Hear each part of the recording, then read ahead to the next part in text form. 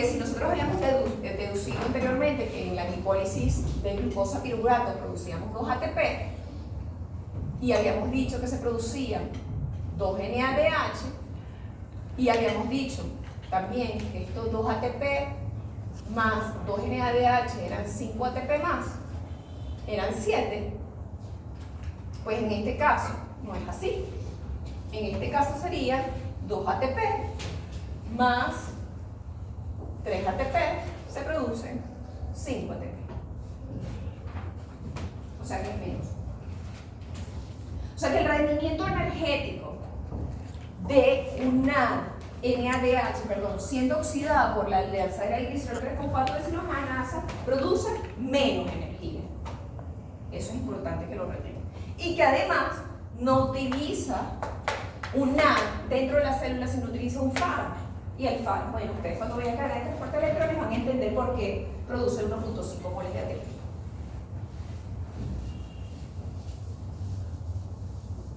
Corregido esto, vamos a la siguiente lanzadera.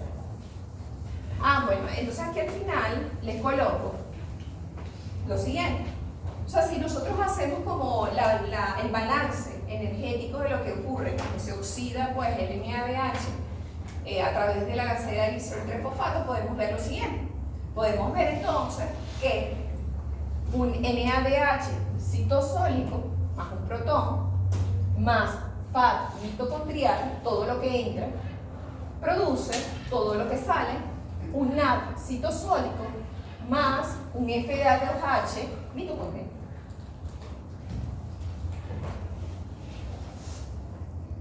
Entonces, esta es la ecuación de balance de lo que ocurrió aquí en la lanzadera glicerol 3-fosfato, donde intervienen dos enzimas, y eso es importante que lo retengan también. Interviene la glicerol 3-fosfato de deshidrogenasa citosólica y la glicerol 3-fosfato de deshidrogenasa mitocondrial.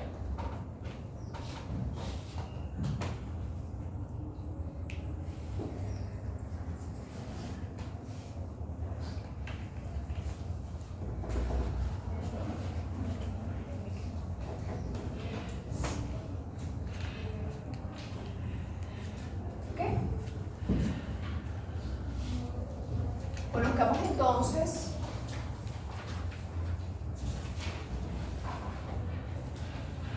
fíjense que aquí sí lo arreglé, lo arreglé. Ok, entonces esta sí es verdad. No, usted sigue con la glicerol 3-fosfato de deshidrogenasa, pensé que había cambiado.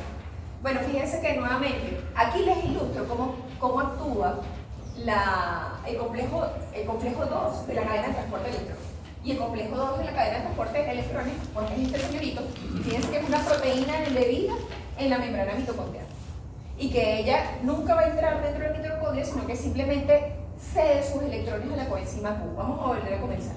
Si tenemos en la glicólisis se generaron equivalentes reductores y que nosotros sabemos que como no pueden ingresar directamente a ceder sus electrones en la mitocondria, estos equivalentes reductores pues son en conjunto con la dihidroxacetona fosfato, gracias a una glicerol 3-fosfato de deshidrogenasa citosólica, ella se reduce, genera el NAD, ella reducida entra en contacto con la glicerol 3-fosfato de deshidrogenasa mitocondrial y al entrar en contacto con la glicerol 3-fosfato de deshidrogenasa mitocondrial, fíjense que es una proteína embebida en la membrana mitocondrial, no entra, no difunde, no puede difundir la membrana, sino que simplemente lo cede allí. Se lo cede a un FAD. El FAD se reduce, ella se oxida a dihidroxacetona fosfato para continuar su glicólisis y esta F2H entonces cede sus electrones a una coenzima Q que ella va a continuar transfiriendo los electrones para producir energía. O sea, fíjense que aquí no hay movimiento de electrones dentro de la matriz mitocondrial, todo está ocurriendo dentro de la membrana mitocondrial. Eso es importante también porque cuando veamos cadenas de transporte de electrones pues lo van a comprender un poquito más. Y estas no es así, sino que es hígado, riñón y corazón.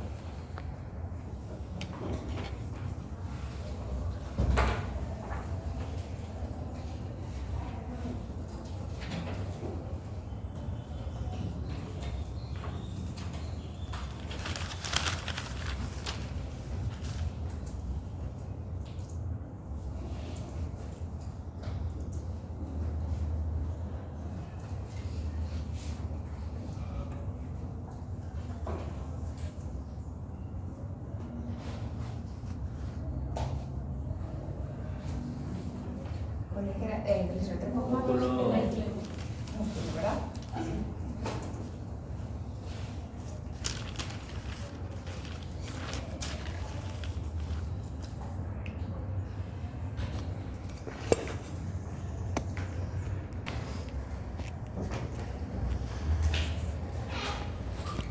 Perfecto, ahora sí. Entonces fíjense que nuevamente ahora les voy a hablar de otra situación en la que nosotros vamos a utilizar otro tipo de lanzadera. Y esta lanzadera es la lanzadera de malato aspartato. Entonces esta lanzadera de malato aspartato, ¿cómo funciona? Conociendo que no existe transportadores de NADH, conociendo que este NADH no puede difundir la membrana mitocondrial interna y que ella necesita ser oxidada porque tenemos mitocondria y tenemos una situación celular que me dice puedo utilizarla, puedo metalizarla desde el punto de vista respiratorio. Entonces, ¿qué va a ocurrir? Bueno, nuevamente, la glucosa se oxida pues, a piruvato, genera equivalentes reductores, y estos equivalentes reductores, si quiero mantener la glicólisis, entonces ella va a continuar con su metabolismo, tiene que ser oxidada. ¿A quién va a utilizar esta vez como transportador? Bueno, vamos a utilizar una malato, primero, una enzima que se llama malato deshidrogenasa citosólica. Y esta malato deshidrogenasa citosólica, pues ella va a entrar en contacto con el oxalacetato y este oxalacetato ahora se va a reducir a malato. Y así regenero en el citosol NAD. Nuevamente, el NAD no llega a entrar a la mitocondria. Todo es metabolizado a nivel citoplasmático. Pero el malato está cargado energéticamente, tiene esos equivalentes reductores para el movimiento del NADH. Y él, si existe un transportador específico en la membrana mitocondrial interna que permite el paso del malato en contra de alfa-cetoglutarato. Entonces, esto es una proteína que permite un sistema de transporte que entra uno y sale el otro. Eso lo van a evaluar la semana que viene, así que lo tienen que saber. ¿Por transporte? Antiporte. Entonces, por un sistema de antiporte, entra el malato y sale oxalacetato. Y entonces este malato que está dentro de la mitocondria, entonces nosotros vamos a ver y vamos a entender que en la cadena de transporte de electrones generalmente se está produciendo NAD, porque el trabajo de la cadena de transporte de electrones es oxidar el NADH, sobre todo el complejo 1 de la cadena de transporte de electrones. Entonces, en el complejo 1 de la cadena de transporte de electrones en presencia pues, de la malato deshidrogenasa mitocondrial y en presencia de esta malato deshidrogenasa mitocondrial, que ella está cargada positivamente, le va a ceder los electrones al NAD.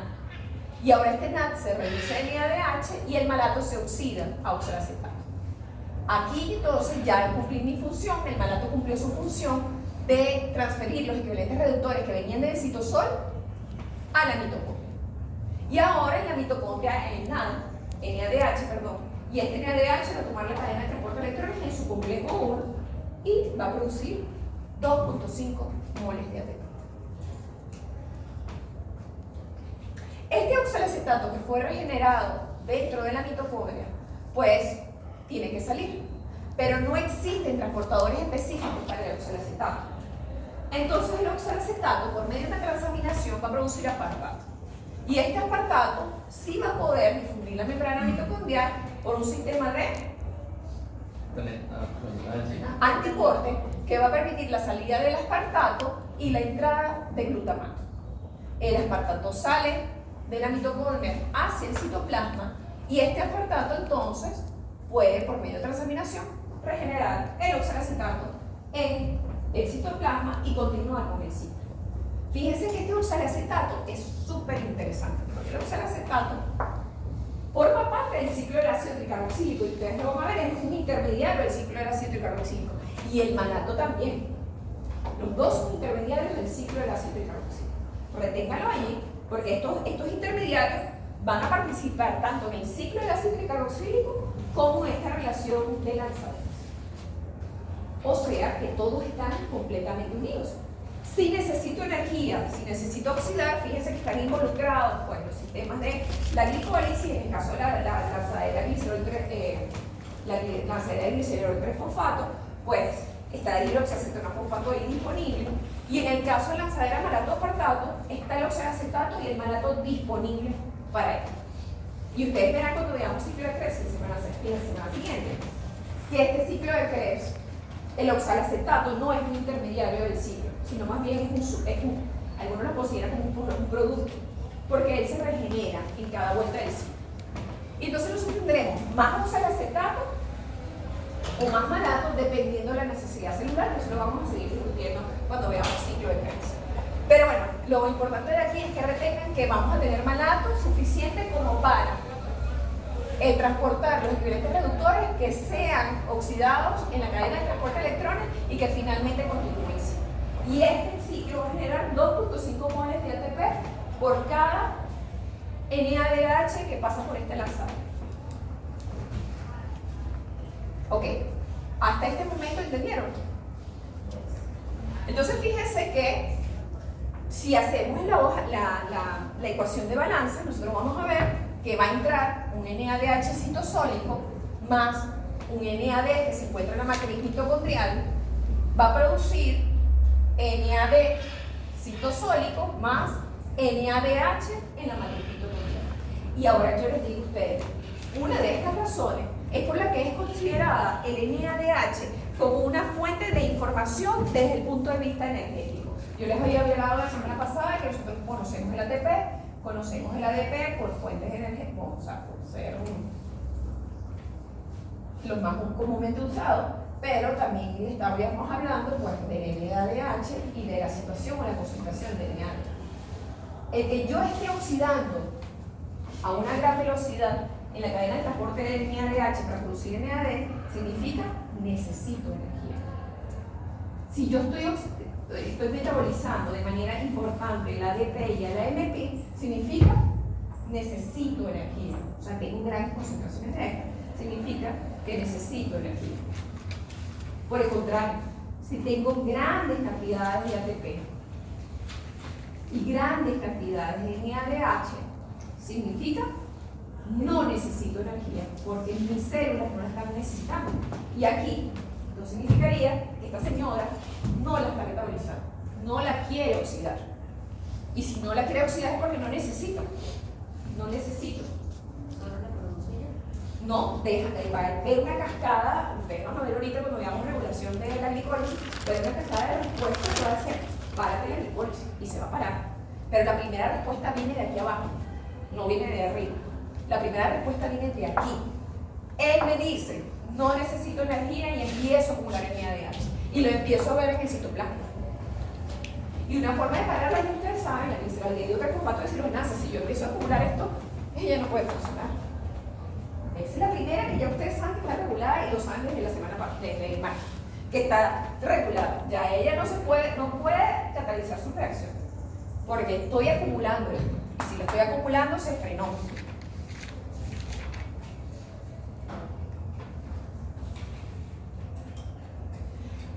Y es utilizado el NADH y no el FA2H, porque básicamente el FA2H está metido, es una parte intrínseca del complejo 2 de la cadena de transporte de electrones. Ella no puede salir de allí. Ella simplemente no puede salir de allí. Y como ella no puede salir de allí, ella no es un sensor energético. Pero, a diferencia del NADH, que sí está en la matriz, nosotros podemos sensar la cantidad de NADH que está en la matriz mitocondrial.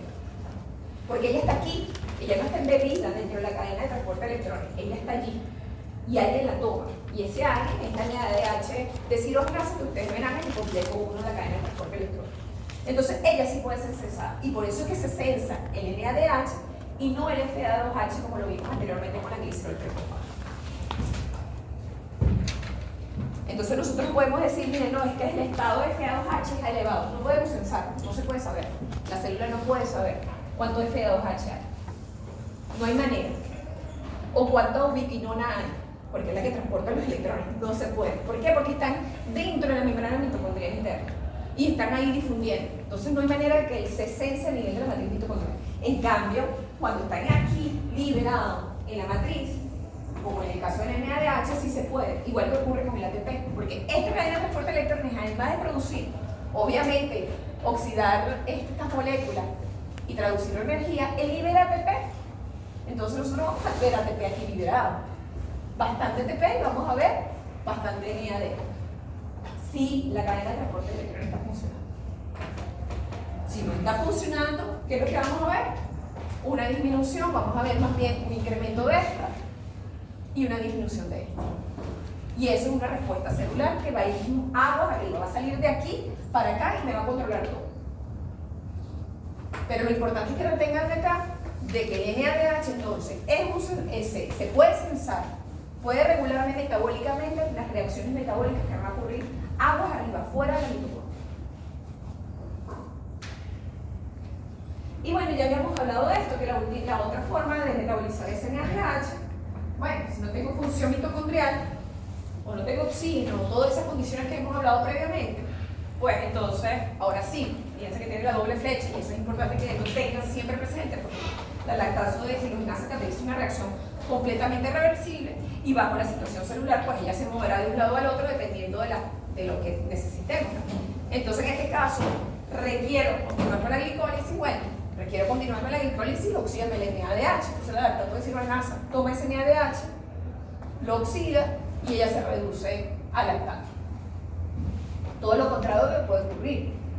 O sea, si más bien estoy en una situación en la que hay mucho lactato y lo necesito metabolizar, por ejemplo el ciclo de Cori, que es donde el hígado metaboliza este lactato, bueno, entonces este lactato se va a oxidar a piruvato y produce glianas reductoras, produce NADH. Esta reacción es completamente reversible. Ok, entonces ahora sí vamos con la otra lámina que sí les voy a mostrar ahora. Reguladas. ¿Y van a ser reguladas dónde? La glicólisis. Bueno, la glicólisis bajo estas condiciones va a ser regulada en 3 puntos importantes. Los 3 lugares donde nosotros vimos ese deltaje altamente negativo, donde nosotros vimos que las reacciones eran completamente irreversibles. ¿Cuáles son? Bueno, la realizada por la exoquinasa, 1, 2, 3 o 4, la reacción catalizada por la fosfofructoquinasa 1, no confundir con la fosfofructoquinasa 2 que vamos a ver en el día de hoy, y una tercera enzima, la piruvatoquinasa, que es la responsable de producir piruvato. Esas 3 enzimas son las enzimas clave de la regulación de la glicólisis. Además que la fosfofructoquinasa 1 ustedes conocen que ella es el paso limitante en la glicólisis y además determina de que allí no hay otro rumbo de la oxidación a la glucosa, sino más bien la glicólisis. No hay otra cosa. Va a haber glicólisis. Y la piruvatoquinasa, bueno, porque es uno de los puntos importantes donde se produce ATP. Generamos ATP y es completamente irreversible. Entonces, estas 3 enzimas son las enzimas claves en la regulación de la glicólisis. Y van a evitar que se produzcan ciclos inútiles o ciclos de sustrato. ¿Qué significa? Bueno, después le llamaron ciclos de sustrato, pero inicialmente se llamaban ciclos inútiles. Y se llamaban ciclos inútiles ¿por qué? Porque ellas catalizan reacciones que ustedes verán posteriormente, que son, o sea, si se diera igual que la gluconeogénesis, lo que hiciera es consumo de energía sin producción de energía. O sea, fuese completamente inútil, porque gastaría energía y no produjera ningún beneficio. Estas enzimas claves son las mismas enzimas claves que no son las mismas enzimas, pero son las mismas reacciones que van a ser reguladas en la gluconeogénesis. Entonces, ellas se van a regular de manera recíproca. Y por eso que también se llaman, ahora, le cambiaron el nombre, a ciclos de sustrato. Ciclos de sustrato, ¿por qué? Porque, bueno, realmente no se van a dar porque son ciclos inútiles, porque obviamente no van a producir energía, pero se llama ciclo de sustrato porque sabemos que si se da uno, el otro no se va a realizar. Simplemente así. Entonces, la glicólisis y la gluconeogénesis no van a coincidir en el mismo tejido. Nunca, jamás ni nunca coinciden en el mismo tejido. O en la misma célula. No pueden coincidir en la misma célula. En una misma célula no se puede dar glicólisis y gluconeogénesis al mismo tiempo. Sería un ciclo inútil. Pero para evitar el ciclo inútil se generó fisiológicamente se descubrió que existía este ciclo de sustrato donde se regulan recíprocamente. No se pueden dar las 2 rutas al mismo tiempo. ¿Por qué? Bueno, vamos a ver. La primera enzima regulada, hablamos de la exoquinasa. Exoquinasa 1, 2, 3 o 4 son reguladas, pero de manera distinta. Si nosotros hablamos del músculo esquelético, ello se va a regular de una manera distinta a cómo se va a regular a nivel hepático. Entonces, yo tenía que corregir algo. ¿Cuál es tu nombre? Bien, Antonio. Antón, tú me dijiste en la vez pasada que yo cometí un error diciendo algo que fue. Que el GLUT2 no es una difusión facilitada, sí, sino sí. simple. Chévere. Ahorita me acabo de recordar, porque es bueno que lo retengamos ahorita porque lo vamos a utilizar. Fíjense, yo les dije a ustedes que el GLUT2 es facilitado, es así, pero que no es saturable. Esa era la cuestión que me quedó Antón me dijo. Yo les decía que no era saturable. Claro, ella es saturable hasta que llegue a su KM, a su Vmax. Pero ella no es como el transporte activo primario, que el transporte activo primario es saturable, es completamente saturable cuando llega y saturable a bajas concentraciones. En este caso era el SGLT1. Pero yo les había hablado del GLUT2, que es un transporte facilitado, y que este transportador facilitado responde a mayores concentraciones, pero llega un momento que puede ser saturado cuando llega a su Vmax. Eso es muy importante, ya sí puede ser saturada. La que no puede ser saturable es la simple, porque la simple, ella tiene una difusión dependiendo de su gradiente. Entonces va a difundir y difundir y difundir y difundir y difundir hasta que termine el gradiente. Entonces esta es la difusión simple. Y esta es la facilitada. Eso fue un error que yo cometí cuando estaba aplicando. O sea que si el GLUT2 sí es facilitada, no es simple. Él es facilitado, sí. Mi error fue lo del Vmax. El simple sería la ósmosis, porque la glucosa puede entrar también a donde no haya uniones estrechas entre las células, donde no haya las Johnson, que son así, las uniones estrechas de las células, donde no haya una membrana basal continua, sino más bien discontinua, entonces existe un movimiento de la glucosa simple. Eso existe. Y se mueve con el agua, por ejemplo. Entonces, eso es importante. Entonces, este transporte facilitado, pues, sí tiene un proceso de saturación, pero no responde a mayores concentraciones de glucosa. No, o sea, el transporte activo también es saturable. Sí, pero a menores concentraciones. O sea, ella es saturable con un Vmax bastante bajo. Entonces, es bueno que recuerden eso cuando se los expliqué aquella vez. Y bueno, lo que quiero volver a llegar es que, bueno, fíjense que, recordando, ¿ustedes recuerdan cuál era el transportador de la glucosa para el músculo esquelético? GLUT4. ¿Que era dependiente de qué? Sí, requiere insulina.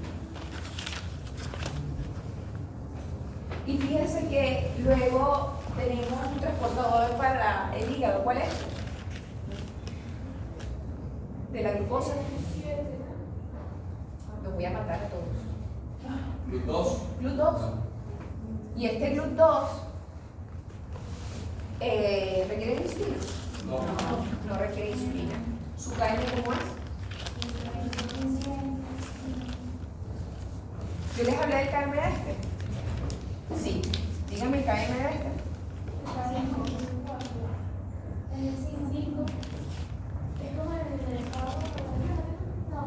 Sí. Como estaba yo. 4 a 5 es mayor. Nuevamente, ¿cuál es el estado, la concentración de glucosa en estado de ayuno?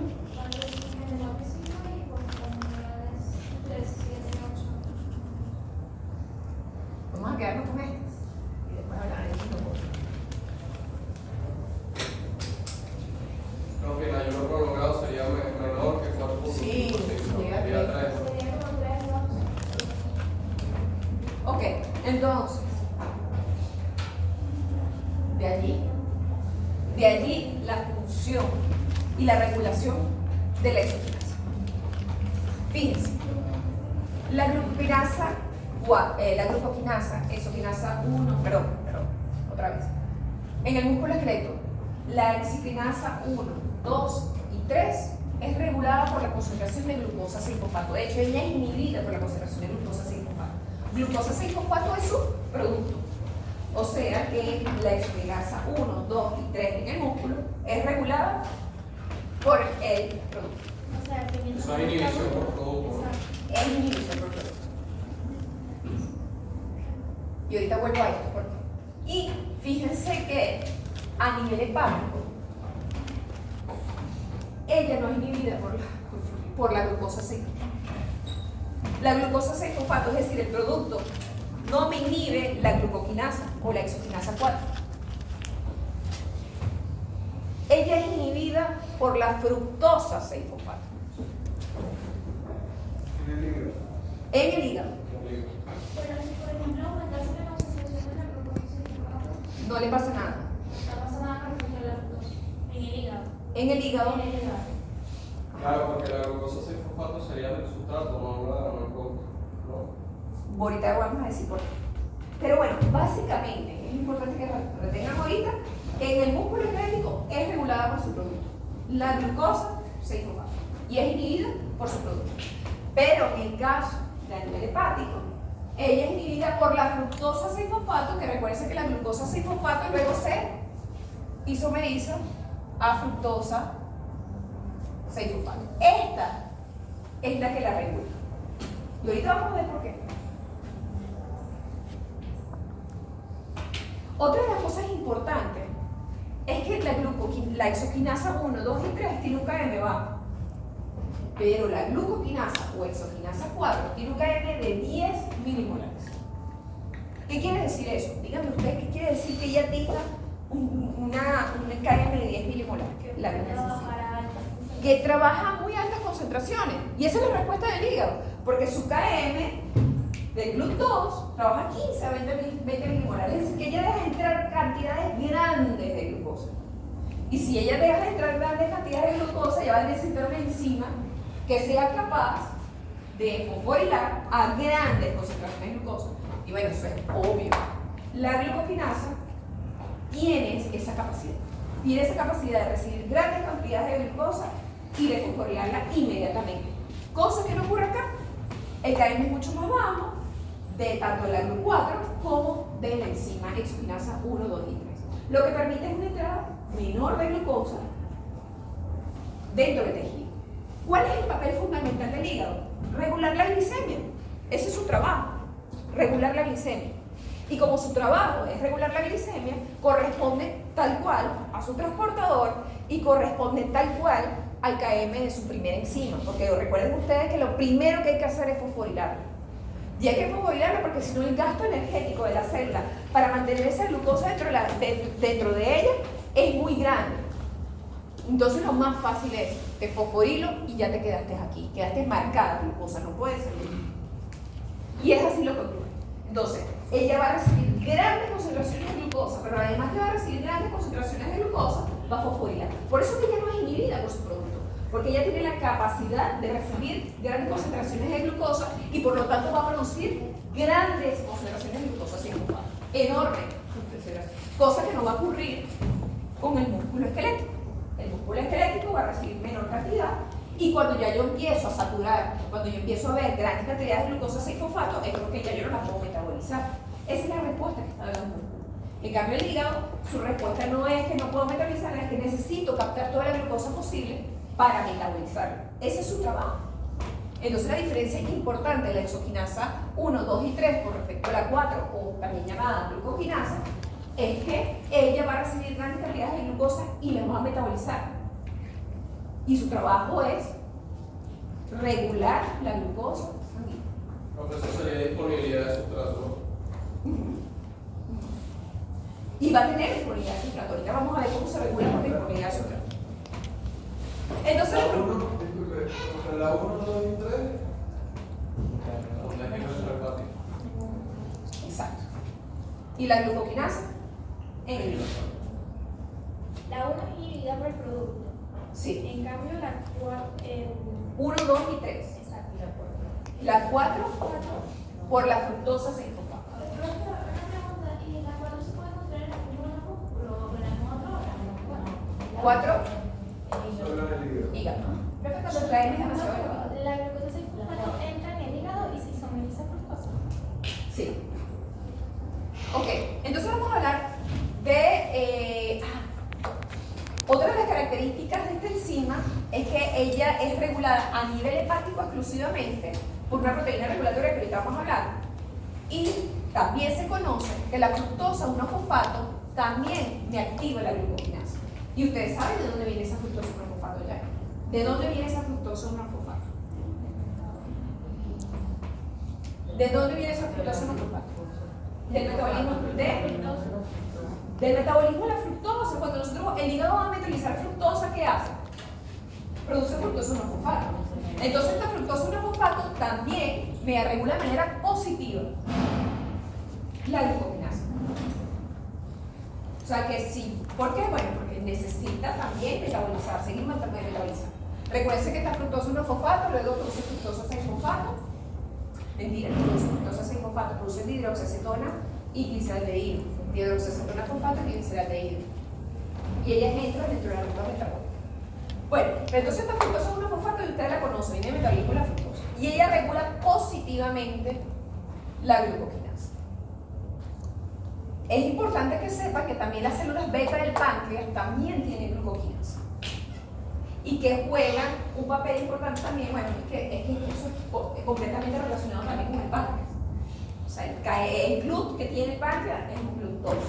¿De qué se encarga el páncreas? De la secreción de insulina dependiendo de la cantidad de glucosa que entre dentro de la célula.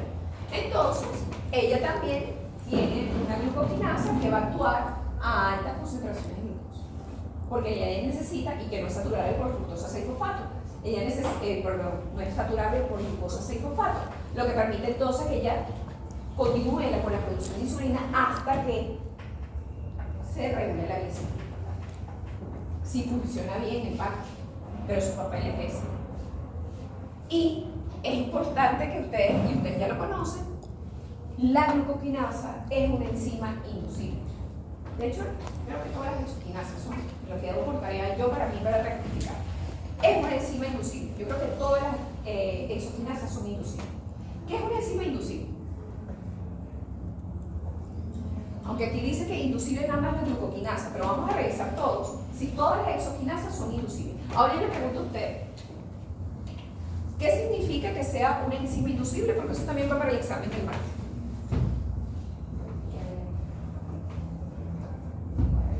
Puede acumular con sustrato. No.